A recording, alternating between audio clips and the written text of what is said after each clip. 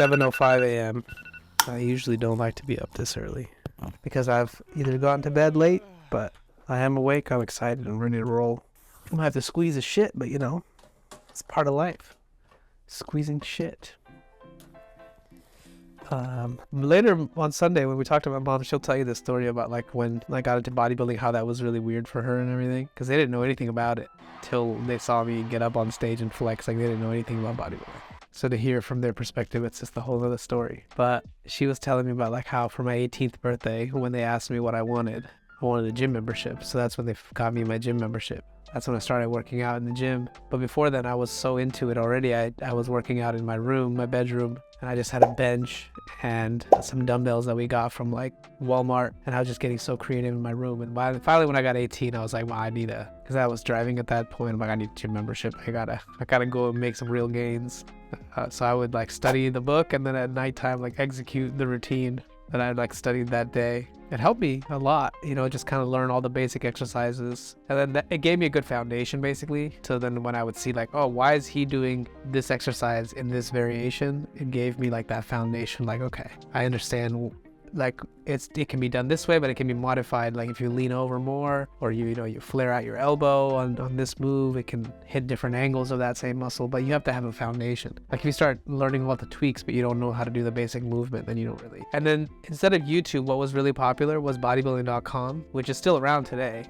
But then it was one of the places where you could click and have like a video showing each exercise movement. And then yeah, over the years, like once I got into college, bodybuilding.com was becoming much different. Like then it was like we're looking at all these videos of Ronnie Coleman doing like this leg press with like 5,000 pounds, whatever the fuck, and like 800-pound squat. Like I was watching so many videos of like Ronnie Coleman and Jay Cutler, because those were the two big guys of the era, like of like the 2000s. It was those two guys always went first, second place at the Olympia. They were head to head until like Jay Cutler won in 2006. And then 2007 he won, and then he lost in 2008, and then 2009 and 10 he won. So like I was watching bodybuilding like from that point, that era, and then I was really into like Kai Green.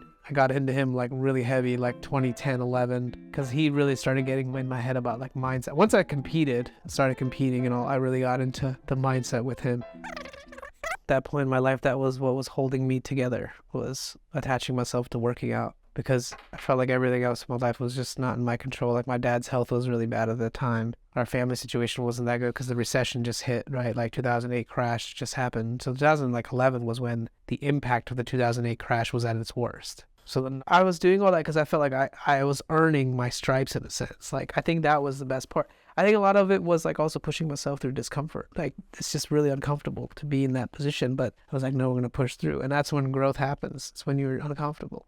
From then to now, like I still think I've come to terms with like, yeah, I don't look as crazy as I did there. Like that picture right there is me without any drugs. Still really respectable physique, like really good proportions, nice shape, like real California beach body. But then I wanted to be a bodybuilder. I wanted to be a freak because, you know, I had the trauma of like being small and being bullied and picked on. And I was like, no, fuck this. I want to be the guy you see me, motherfucker. You're going to be like, oh, mess with this guy. People, yeah, that was the goal. But it's funny. Like I was like such a soft, loving person on the inside, but I just was putting this front. That's it. That's all I wanted to share. Yeah, just something I felt like talking about in the heat of it.